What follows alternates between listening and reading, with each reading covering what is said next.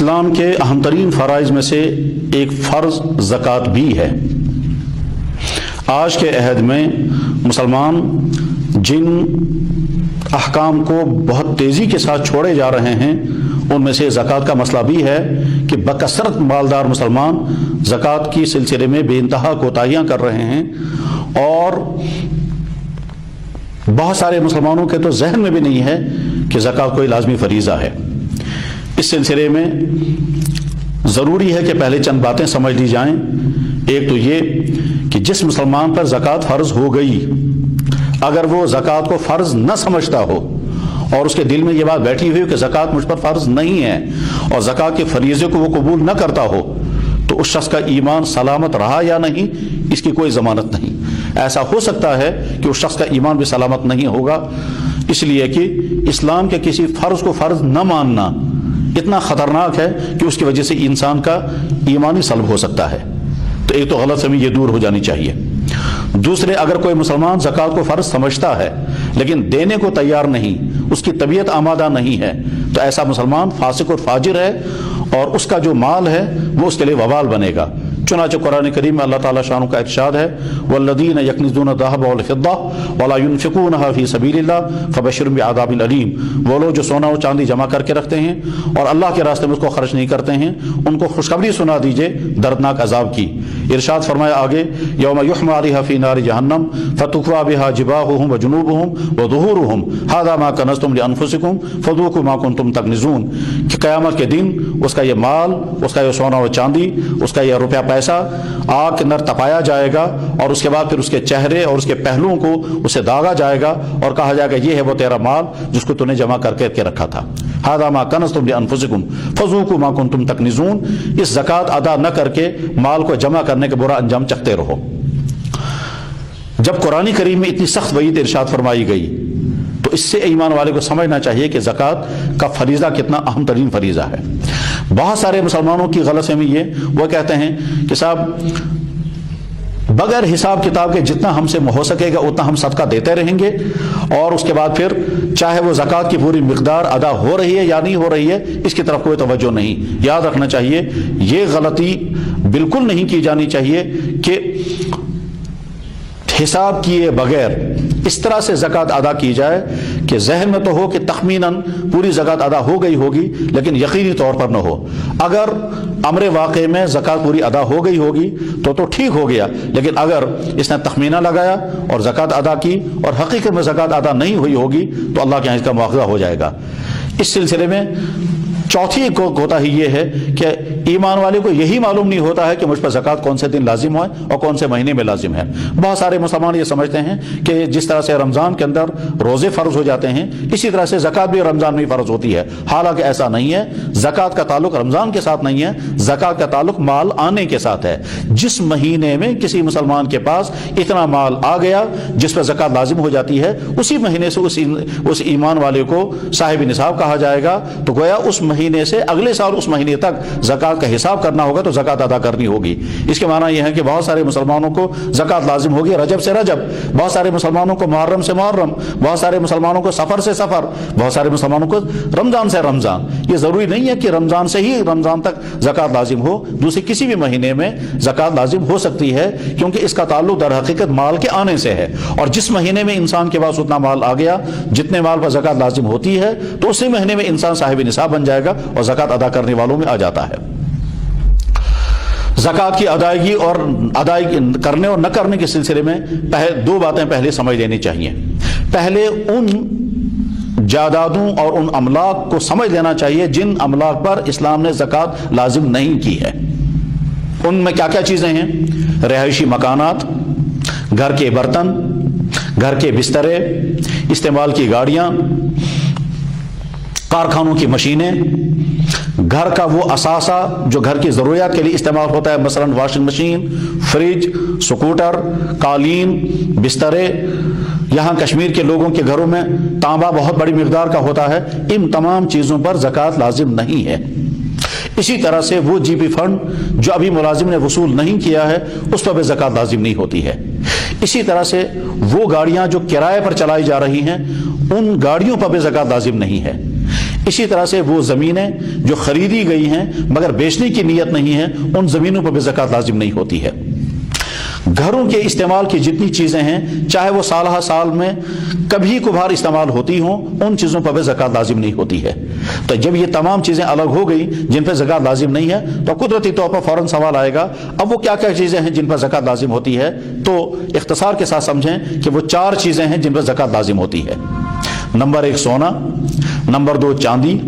Number 3 تجارتی مال، number 4 currency. یہ 4 چیزیں تو وہ ہیں جو عام طور پر ہمارے گھروں کے اندر پائی جاتی ہیں۔ سونا اگر کسی کے گھر میں ہو تو جب وہ 87 گرام سونا ہوگا تو اس کے ذمہ زکوٰۃ لازم ہو جائے گی، اور اگر چاندی ہوگی تو 612 گرام چاندی ہونی چاہیے تو زکوٰۃ لازم ہو جائے گی، اور اگر کسی کے پاس تجارتی مال ہو یا کیش رقم ہو تو آج کے حساب میں 27,500 روپیہ جس آدمی کے پاس ہوگا وہ آدمی اسلامی اصولوں کے مطابق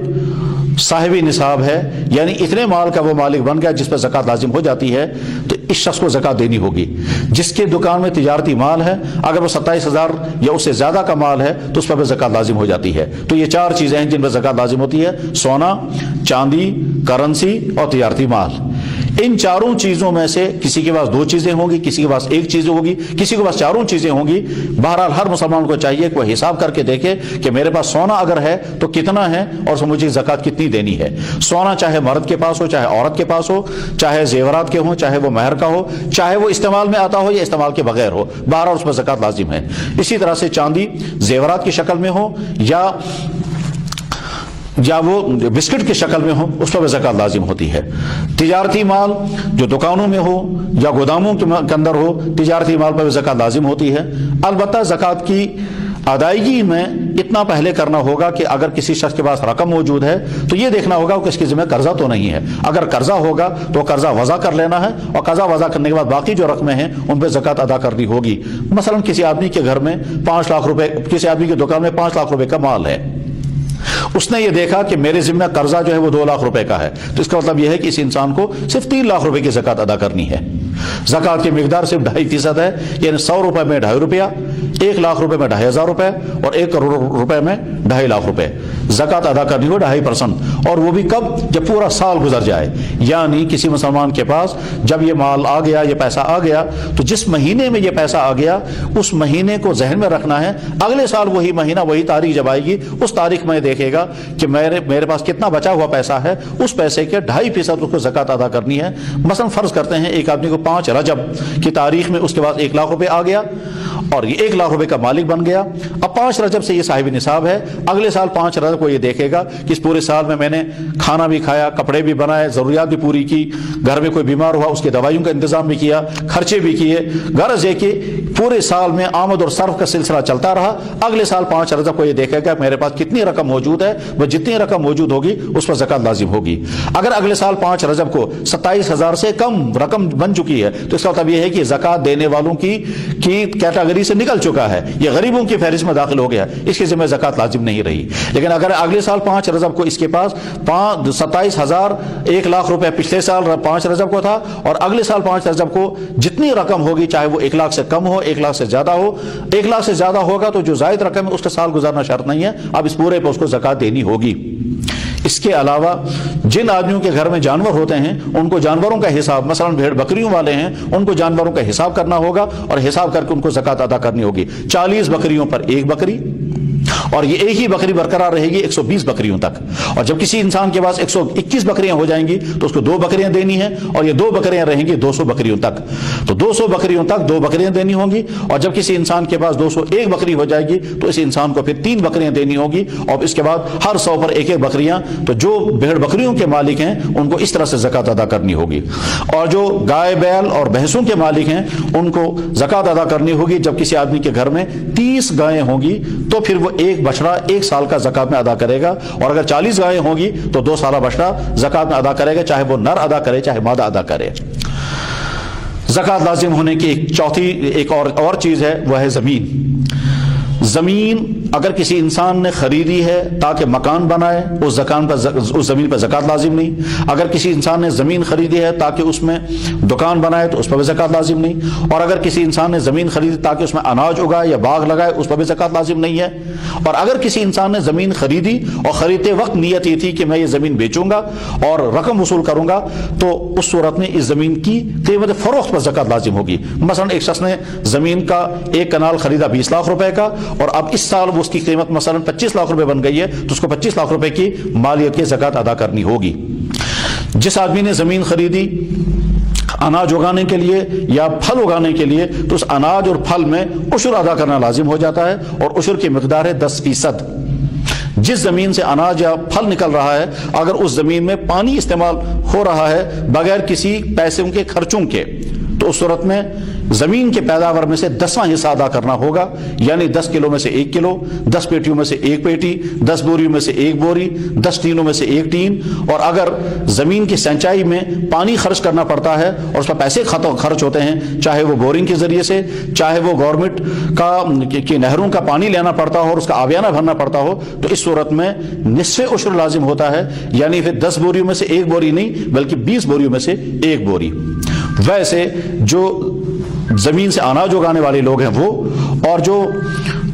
باغوں سے پھل اگانے والے ہیں وہ، ان تمام حضرات کو چاہیے کہ وہ کسی مستند عالم اور مفتی کے پاس اپنا سارا حساب کتاب پیش کریں اور پھر ان سے معلوم کریں کہ مجھے کتنی زکوٰۃ ادا کرنی ہے اور کتنی وضع ہوگی۔ ہمارے یہاں باغوں میں مسئلہ عام طور پر رہتا ہے کہ زکوٰۃ جو ہے وہ باغ بیچنے والے کو دینی ہے یا باغ خریدنے والے کو، تو اس سلسلے میں اصول یاد رکھنا چاہیے کہ جس وقت باغ میں پھل آ رہا ہے اگر وہ اس وقت باغ مالک کے پاس تھا تو زکوٰۃ مالک کی ذمہ لازم ہوگا، اور اگر وہ بیچ چکا تھا خریدار کی ذمہ تو اس صورت میں خریدار کی ذمہ عشر لازم ہوگا۔ عشر کی ادائیگی میں باغ کے اندر اترے ہوئے پھل کی جو مالیت ہے وہ اسی پر عشر لازم ہوگا۔ پھل میں اترائی، پھر بھرائی، پھر چھٹائی، اسی طرح سے ڈولائی اور پیٹیوں کے خرچے اور دوسرے خرچے اور یہاں سے دوسرے شہروں میں مال پہنچانے کے خرچے، ان تمام خرچوں کو وضع کر کے اس کے بعد جو باقی رقم بچے گی اس میں سے عشر لازم ہوگا۔ مثلا ایک شخص کے باغ میں سے 1 لاکھ روپے کا پھل اترا، اب اس نے اس پھل کے اتارنے میں، اس کی چھٹائی کرنے میں، اس کے درجہ بندی کرنے میں، اس کے ایک کلاس اور بے کلاس بنانے میں، پھر پیٹیوں اور کاغذ کے خرچوں میں، پھر یہاں سے دوسرے شہروں کے پہنچانے میں، یہ سارا خرچہ مثلا اس کو 50,000 روپے اس پر مزید خرچہ ہوا اس پورے، تو 1.5 لاکھ روپے کا گویا بن گیا۔ تو اب اس کو پہلے 50,000 روپے وضع کرنے ہیں اور 1 لاکھ روپے جو باغ کے اندر پھل کی قیمت تھی اس 1 لاکھ روپے کا عشر ادا کرنا ہوگا، اور عشر کی مقدار بنے گی 10,000 روپے، کیونکہ عشر جو ہے وہ 10ویں کو کہتے ہیں۔ تو گویا جب عشر دیا جائے گا تو 1 لاکھ میں سے 10,000، اور جب زکوٰۃ دی جائے گی تو 1 لاکھ روپے میں سے 2,500 روپے۔ اس کے علاوہ زکوٰۃ کے بہت سارے مسائل ہیں جو بہرحال ہر مسلمان کو